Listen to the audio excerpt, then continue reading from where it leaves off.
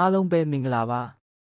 ဒီနေ့မှာတော့ဘဝမှာလူတစ်ယောက်ကိုထပ်ပြီးမချစ်ရရတဲ့အကြောင်းရင်းများကိုပြောပြပေးသွားမှာပဲဖြစ်ပါတယ်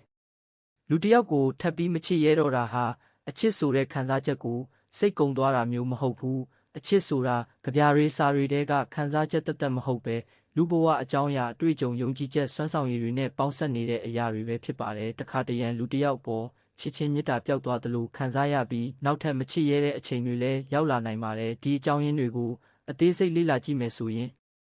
နံပါတ်1ယုံကြည်မှုပြတ်သွားခြင်း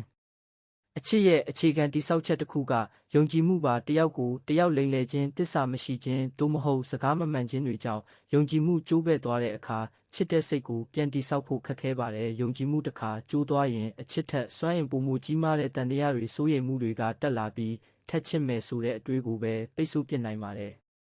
နံပါတ်2သဘောထားမကိုက်ညီခြင်း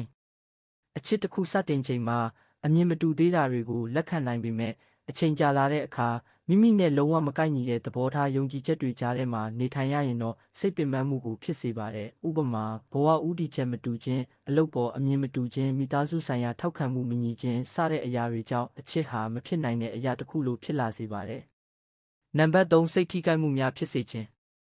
အချစ်တစ်ခုမှာချစ်သူစီကနေစိတ်မထင်မှတ်ထားတဲ့နာကျင်မှုတစ်ခုကိုခံရတဲ့အခါချစ်ချင်းမေတ္တာကိုမေ့ဖျောက်ပစ်ခြင်းပေမဲ့စိတ်အတွင်းထဲမှာအနာစာတွေကျန်နေတတ်ပါတယ်အဲ့ဒီနာကျင်မှုတွေကိုပြေမလဲပဲနောက်သို့ဆွဲထားမိရင်ထက်ချစ်ဖို့စွမ်းမရှိသလိုထပ်ပြီးချစ်မယ်ဆိုတာကိုရောကိုမယုံကြည်နိုင်ပါဘူး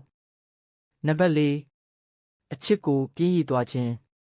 အချစ်ဆိုတာတစ်ခုတည်းနဲ့မတည်မြဲနိုင်မှာအချိန်ဆောက်ရှောက်မှုစိတ်ဝင်စားမှုစတဲ့အရာတွေလိုအပ်ပါတယ်တယောက်ယောက်ကအချစ်ကိုထိမ့်သိမ့်ဖို့ကြိုးစားမှုမရှိဘဲစိတ်ရိုက်လွှဲခြင်းပြင်းရည်ခြင်းဂရုမစိုက်ခြင်းစတဲ့အရာတွေဖြစ်လာခဲ့ရင်တစ်ဖက်မှာမေတ္တာပျောက်သွားပြီးအချစ်ဟာအေးမြသွားတတ်ပါတယ်အဲ့ဒီအခါထပ်ချစ်မယ်ဆိုတာအတွေးမှာတော့ပေါ်လာမှာမဟုတ်ပါဘူး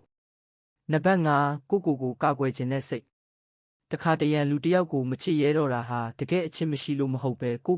ထပ်ပြီးမနာကျင်စေခြင်းလို့လည်းဖြစ်ပါတယ်သူ့ကိုချစ်ရင်ထပ်ပြီးနာကျင်မဲ့ဆိုတဲ့စိုးရိမ်မှုကြောင့်စိတ်ဟာအလိုလျောက်ကာကွယ်တယ်လို့ဖြစ်ကာထပ်ပြီးမချစ်ရဲတော့တာလည်းဖြစ်ပါတယ်